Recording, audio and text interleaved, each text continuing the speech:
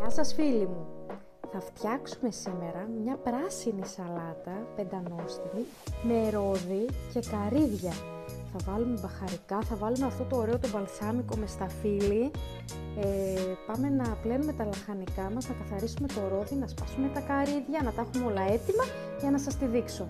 Ετοιμάσει τα υλικά μας, έχουμε καθαρίσει το ρόδι, έχουμε κόψει κάποια λαχανικά, έχουμε κάνει τα καρύδια μας, τα έχουμε καθαρίσει.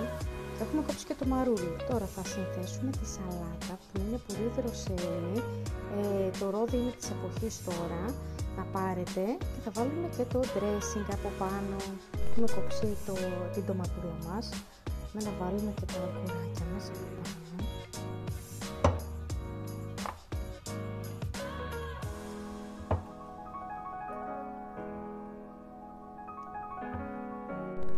Το κρεμμυδάκι. Ένα φρέσκο κρεμμυδάκι, ψιλοκομμένο.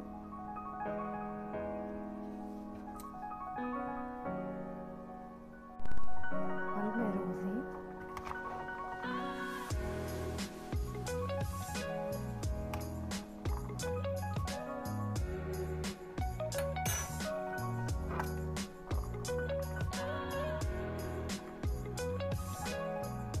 Όσο θέλετε.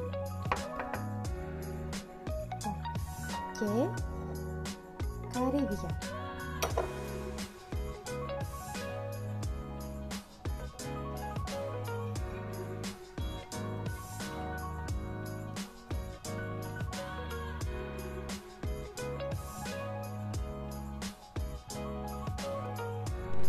Θα βάλουμε λίγο σουσάμι. Εμένα μου αρέσει πολύ το σουσάμι. Αλάτι.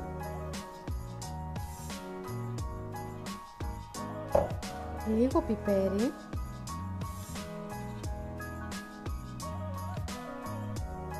Εκεί.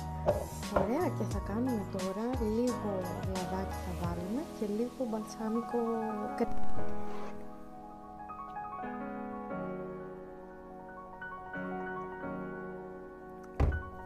κρέμα μπαλσάμικο σταφύλι.